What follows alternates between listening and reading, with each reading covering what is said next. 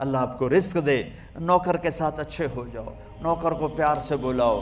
نوکر ام ایمن میرے نبی کی والد کی نوکرانی اور گھر کی خادمہ، اور وہ بیٹھی ہیں اور میرے نبی تشریف فرمائے ہیں، تو حضرت ام ایمن کہنے لگی بیٹے مجھے پانی تو پلا، اب اپنے نبی سے کہہ رہی مجھے پانی تو پلا۔ حضرت عائشہ گرم ہو گئی، تو اللہ کا رسول کو کہتی ہے پانی پلا؟ تو ام ایمن کہنے لگی تو اور کیا، میں نے دودھ پلایا ہے، میں ماں ہوں اس کی، چاہے میں نوکرانی ہوں میں ماں ہوں۔ تو میرے نبی نے کہا عائشہ بولنا نہیں، یہ میری ماں ہے، یہ میری ماں ہے۔ آپ اٹھے اور پیالے میں گھڑے سے پانی ڈالا اور دونوں ہاتھوں سے اپنی ماں کو پیش کیا۔ یہ آپ کا گھر کی خادمہ کے ساتھ سلوک تھا۔ ہمارے خادم چھوٹی چھوٹی باتوں پہ، ہماری خادمات گھروں کی چھوٹی چھوٹی باتوں پہ ذلت اور پستی رسوائی دیکھتی ہیں۔ میرے گھروں کی تہذیب، میرے بازاروں کی تہذیب، بازار کا دین کیا ہے؟ کوئی تاجر جھوٹ نہ بولے، کوئی تاجر دھوکہ نہ دے، کوئی تاجر ملاوٹ نہ کرے، کوئی تاجر کھوٹ نہ کرے۔ گھر کا دین کیا ہے؟ محبت۔ گھر کا دین کیا ہے؟ محبت۔ گھر کا دین کیا ہے؟ محبت۔ میرے نبی نے فرمایا ہاں عائشہ سنا، مجھے جب سے پتہ چلا ہے تو جنت میں میری بیوی ہے، مجھے موت ہی اچھی لگنے لگی۔ سبحان اللہ۔ حالانکہ آپ تو اللہ کو دیکھ چکے ہیں، اللہ کو دیکھنے کے بعد کہاں کسی چیز کی طلب رہتی ہے، لیکن آپ نے فرمایا کہ عائشہ دلداری کے لیے، ہمیں سکھانے کے لیے کہ جب سے مجھے پتہ چلا ہے تو جنت میں میری بیوی ہے، مجھے موت اچھی لگنے لگی۔ ایسی خامند اپنی بیوی کو عزت دے، بیوی اپنے خامند کو عزت دے۔ میرے نبی نے فرمایا شریف آدمی اپنی بیوی کو عزت دیتا ہے اور کمینہ آدمی بیوی کو ذلیل کرتا ہے۔ میں کمینہ بن کے زندہ نہیں رہوں گا، میں عزت دار بن کے زندہ رہوں گا۔ یغلبن الکریم ویغلبہن اللئیم لأن اکون کریما مغلوبا احب علی من ان اکون لعیما غالبا۔ میرے نبی کا فرمان میں نے عربی پڑھ کے بھی سنا دیا، ترجمہ کر کے سنا رہا ہوں۔ آپ نے فرمایا کہ عزت دار شریف آدمی اپنی بیوی کو آگے رکھتا ہے، خود پیچھے رہتا ہے، اور کمینہ آدمی بیوی کو دبا کے رکھتا ہے، ذلیل کر کے رکھتا ہے۔ میں کمینہ بن کے زندگی نہیں گزاروں گا، میں عزت دار بن کے زندگی گزاروں گا۔ آپ نے 11 شادیاں کی ہمیں زندگی سمجھانے کے لیے، زندگی بتانے کے لیے۔ آپ نے دشمنوں کو معاف کر کے دکھایا، قاتلوں کو معاف کر کے دکھایا۔ یہاں سگا بھائی کو معاف کرنے کے لیے تیار نہیں۔ آپ سوئے ہوئے تھے، ایک بدو آیا، آپ ہی کی تلوار اٹھا کے یوں پسلی میں ماری، آپ اٹھ کے بیٹھ گئے، اس نے تلوار سیدھی کر لی، کون بچائے گا؟ تیار ہو جا۔ آپ نے مسکراتے ہوئے فرمایا اللہ، تو تلوار گر گئی اس کے ہاتھ سے۔ آپ نے تلوار اٹھا کے یوں سیدھی کر دی، اب تجھے کون بچائے گا؟ وہ کہنے لگا میں تو ہی بچائیں گا۔ تب پتہ نہیں اللہ کون ہے، میں تو ہی بچائیں گا۔ اب سنو بچیو، آپ نے فرمایا کلمہ پڑھتے ہو؟ کہنے کا نہیں پڑھتا۔ آپ نے کہا جاؤ معاف کیے، حالانکہ آپ کو کہتا سر اڑا دو اس کو، اور سر اڑانے کے قابل تھا۔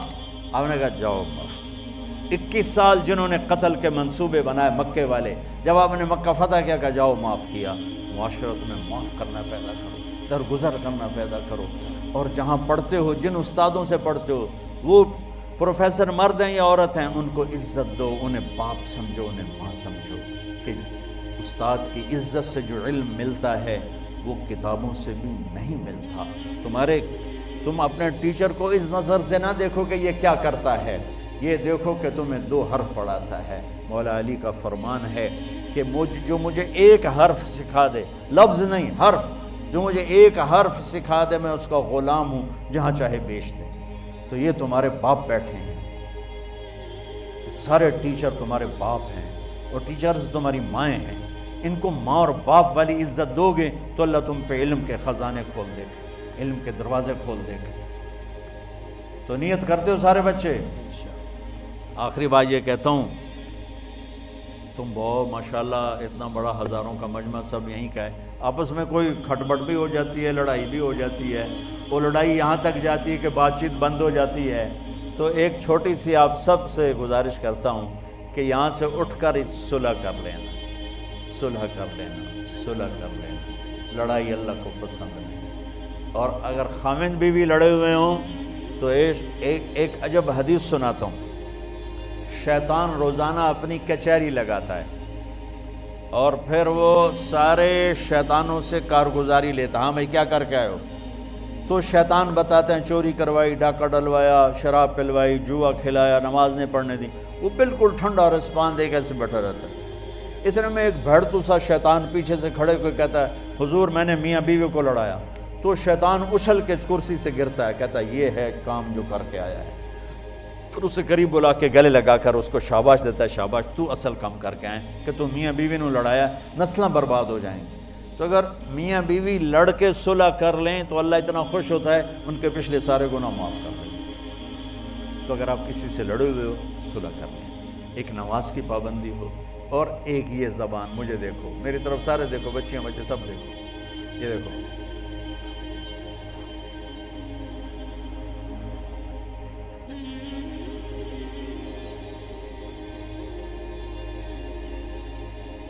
زبان پہ قابو رکھو۔ آپ کے گھر، آپ کے کلاسز، آپ کی ہر چیز خوبصورت ہو جائے۔ ایک لطیفہ بھی ہے اور واقعہ صحیح بھی ہے۔ ہماری دھوبن تھی ماسی شریفہ، بڑی لڑاکی، چھوٹا جا قد پہ چنگی ٹھکی ہوئی۔ تو وہ آئی میری بہن کے پاس، کہنے لگی بی بی اے میری نوواں میرے نال بڑا لڑدیاں، تو لڑدی ماشاءاللہ آپ آئی تو میں نے کوئی تویز دے، یہ ساریاں میریاں نوکر بن جانا۔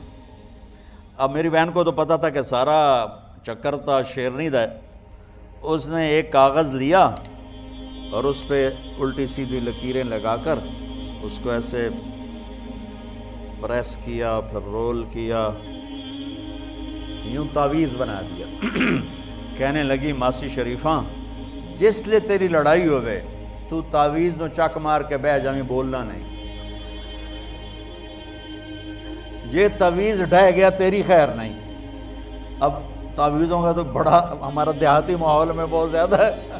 اچھا اب میری بہن نے کیا کیا، ماسی شریفوں کو چپ کرایا، گل تو ساری لڑائی تو بولن تو ہوندی ہے۔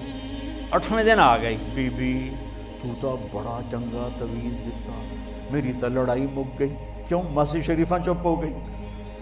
تو یہ میں تعویذ ساری بچیوں کو دے رہا ہوں، سارے بچوں کو دے رہا ہوں، منہ میں ڈال لو ماسی شریفہ والا، آپ کی کسی سے لڑائی نہیں ہوگی۔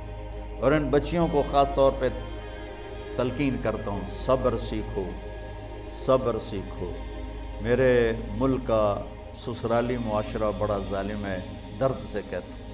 اس میں پٹھان، پنجابی، بلوچ، سندھی، دیندار، بے دین، نمازی، دنیا دار، پڑھے لکھے، ان پڑھ، سب ایک ہی کشتی کے سوار۔ میرے دیس کا سسرالی معاشرہ بہت سخت ہے، بہت سخت ہے۔ تو میری بچیوں صبر سیکھنا، زبان کو تالو سے لگا لینا، اللہ تعالیٰ تمہارے لیے راستے کھولے گا، عزتوں کے، کامیابی کے، محبت کے۔